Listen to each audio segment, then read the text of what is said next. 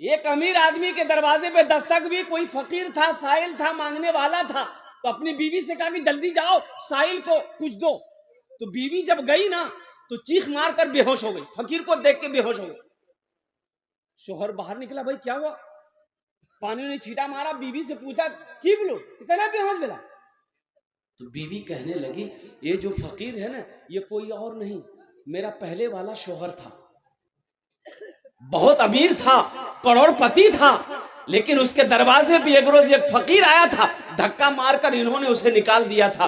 اسی دن سے اس کے سارے کاروبار ختم ہو گئے، پیسہ ختم ہو گیا، روٹی روزی ختم ہو گئی، اور یہاں تک نوبت آئے گئی کہ گھر میں فاقہ پڑنے لگا، مجھے بھی طلاق دے دیا، میں نے آپ سے شادی کی.